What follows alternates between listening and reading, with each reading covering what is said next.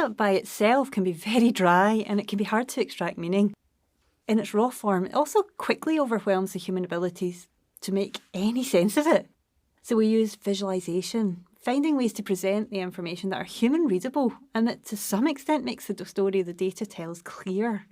A good visualization doesn't just give a number, it gives some context too.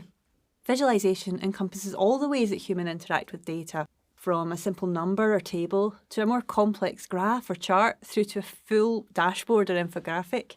Which you need will depend on who your audience is and what their needs are. And the more complex your visualization, the more time you're likely to have to spend creating it.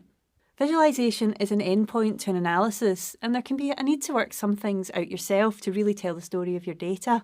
So all of the other skills in data analysis can be important to creating a good visualization. It's also important that your visual isn't misleading and that your analysis is numerically sound. These things help you build trust with your audience. Data visualization is the way you communicate your results to people who haven't done your analysis. If you're skilled in this, you can convey your meaning simply and elegantly in a way that makes it look like the data speaks for itself. A good visualization can be much more convincing than wordy sentences when you're trying to make a case or influence a decision. Lots of organisations need people who can communicate the meaning in their data. And even on a smaller scale, such skills can be hugely valuable to smaller teams or between you and your line manager. Data visualization is needed to some level at least, in just about every task that involves processing data. So if you can think of an occasion where data might be useful in an organisation, that's also a place where data visualization is needed.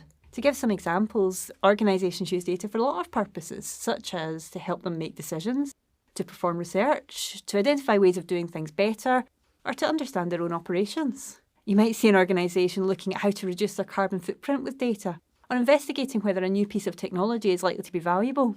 Visualization is a key part of any of these applications because it contains the results of the analysis and communicates the findings to the person who needs to know.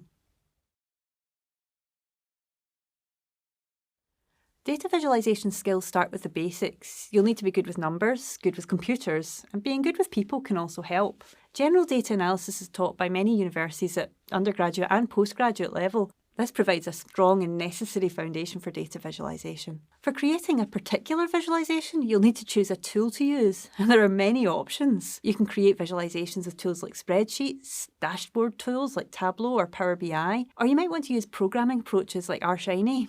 Once you know which tool you want to use, there are lots of resources out there to help you tackle a particular issue, from courses and YouTube tutorials on the basics of your tool, through to internet forums where people have asked and answered many relevant questions before. Of course, as with most skills, you will get the most from this sort of learning if you put it into practice. So try and find resources that line up with what you want to achieve so you can put your learning into action immediately.